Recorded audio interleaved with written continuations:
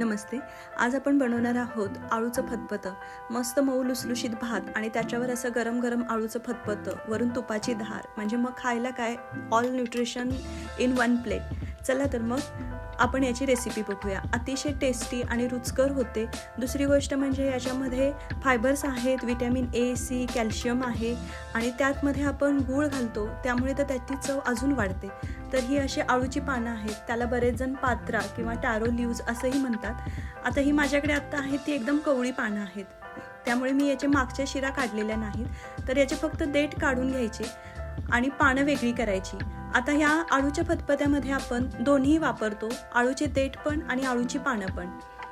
तर आळूच्या देठापासून कशी भाजी बनवतात याचा व्हिडिओ मी ऑलरेडी एकदा टाकलेला आहेच, पण दोन्ही एकत्र करून पानं आणि त्याचे देठ, तर त्याच्यापासून हे आळूचं फतफतं खूप रुचकर आणि अतिशय पारंपरिक असा आपला पदार्थ तयार होतो. त्याच्यासाठी हे पहा, असे आळूचे देठ आहेत ना, ते सोलून घ्यायचे. पानं फ्रेश असतील तर आळूचे देठ सोलायला वेळ लागत नाही, खूप फास्ट आपले हे देठ सोलून होतात. फक्त पानं जर अशी 1-2 दिवस जुनी झाली तर मग थोडंसं काढताना आपल्याला त्रास होतो, नाहीतर ह्या शिरा अगदी व्यवस्थित निघाल्या जातात. तर असं हे क्लीन करून घ्यायचं. त्याचबरोबर आता आळूची पानं सुद्धा स्वच्छ धुवून कोरड्या फडक्याने पुसून घ्यायची. बऱ्याचदा काय होतं, आळूच्या देठांनी अशी ही आपल्या बोटाचे जे टिप्स आहेत ते थोडंसं त्याला रंग काळसर येतो, पण तो काही वेळानंतर निघून जातो. जसं आपण केळफुलाची भाजी निवडतो त्यावेळी पण अशी आपली बोटं काळी होतात, तसंच हे देठ क्लीन करताना पण थोडासा आपल्या बोटांना काळसर कलर येतो. आता ही आळूची पानं आहेत ती अशी एकत्र करून घ्यायची, मोठ्या पानापासून लहान पानापर्यंत, म्हणजे मग आपल्याला चिरायला सोपी जातात. आता हे मध्ये चिरायचे, पुन्हा एकावर एक ठेवायचे, पुन्हा फोल्ड करून चिरायचे, म्हणजे आपले 2 मिनिटांमध्ये सर्व पानं अतिशय बारीक आणि पातळ चिरून होतात. तर हे पहा, इथे तुम्ही सुरींनी, तुम्हाला सवय असेल तर सुरीनी चिरू शकता. मी पालेभाजी शक्यतो विळीने चिरते, कारण मग त्याचा फार असा रेंदा होत नाही. तर हे पहा, असं एकदम झटपट एकावर एक लेअर ठेवल्या तर तुम्ही खूप पटकन ही पानं कापू शकता. एक पान कापायला गेलात की खूप वेळ लागतो, तर या पद्धतीने तुम्ही कापू शकता. आता आळूची पानं हा आपल्या परसबागेमध्ये अगदी पूर्वीपासून आलेल्याची वनस्पती आहे.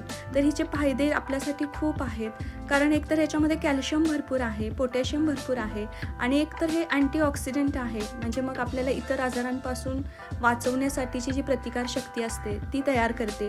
डोळ्यांसाठी, सांधेदुखीसाठी, त्वचासाठी अतिशय सोपी आणि झटपट होणारी अशी ही आपली रेसिपी आहे, जी आपल्या शरीराच्या प्रत्येक भागासाठी मदतच करत असते. आणि मेन म्हणजे अशक्तपणा दूर करते, आपलं रक्तदाब नियंत्रणात ठेवते. तर याचे इतर फायदे मी तुम्हाला ऑलरेडी सांगितलेले आहेतच. तर ही भाजी अशी कुकरमध्ये काढून घ्यायची. आता कुकरमध्ये इथे मी स्वीट कॉर्न घेतलेले आहेत, तुमच्याकडे नसले तरी चालतील, पण याला शेंगदाणे आणि हरभऱ्याची डाळ लागतेच. तर हे तुम्ही रात्री भिजत ठेवू शकता किंवा मग एक अर्धा तास भिजत ठेवून वापरू शकता. इथे मी 2 हिरव्या मिरच्या घेतलेल्या आहेत आणि आता भाजी बुडेल इतपत पाणी घालायचं, चवीनुसार मीठ घालायचं. आता ही भाजी आपल्याला कुकरला 3 ते 4 शिट्ट्या देऊन शिजवून घ्यायची आहे. भाजी पटकन शिजते, फक्त हरभऱ्याची डाळ आणि शेंगदाणे शिजायला वेळ लागेल. आता कढईमध्ये तेल गरम करायचं, भरपूर मोहरी घालायचे.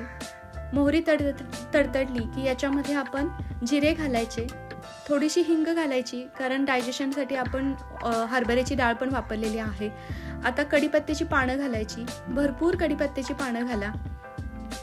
कढीपत्त्याच्या पानांचा वास या भाजीला खूप छान लागतो.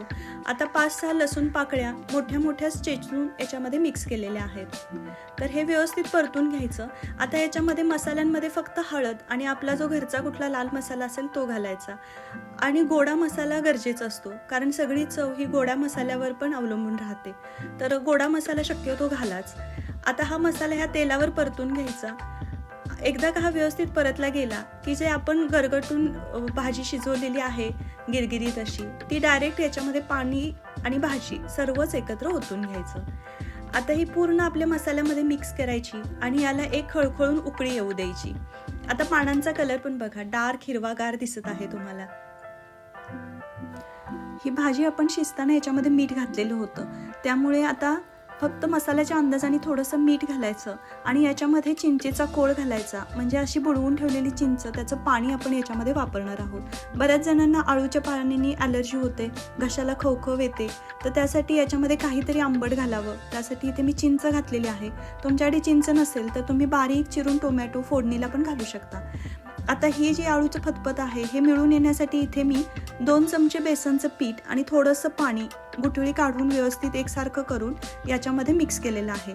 आता गॅस मीडियम करायचा आणि हे आपलं जे आपण बेसन टाकलेलं आहे ते व्यवस्थित याच्यामध्ये परतून घ्यायचं, म्हणजे मग या भाजीमध्ये गुठळी तयार व्हायला नको पिठाची, आणि मग ते एकसारखं पीठ या भाजीमध्ये मिक्स होऊन जाईल. बेसनच्या पिठाऐवजी तुम्ही इथे तांदळाची पिठीसुद्धा वापरू शकता किंवा मग ज्वारीचं पीठही वापरू शकता, पण जास्त करून बेसनचं पीठ वापरतात कारण हरभऱ्याची डाळ पण आपण घातलेली असते. आता आंबट घातली आपण चिंच, त्याला बॅलन्स करण्यासाठी याच्यामध्ये थोडासा गुळाचा खडा घालायचा छोटासा, आणि आता ही भाजी व्यवस्थित आपण पुन्हा एकदा मंद गॅसवर रटरटून शिजू द्यायची. आता सर्व मसाले, सर्व आपला जो मटेरियल आहे घातलेलं ते एकसारखं एकरूप झालं की आपली ही भाजी मस्त खाण्यासाठी तयार होते. आता कलर जो मगाशी डार्क हिरवा होता तो बेसनच्या पिठामुळे थोडासा फिक्का दिसायला सुरुवात होते. आता ही भाजी आपली तयार झालेली आहे. तर अशी ही गरमागरम भाजी तुम्ही भाताबरोबर, गरम गरम भाकरीबरोबर पण खाऊ शकता.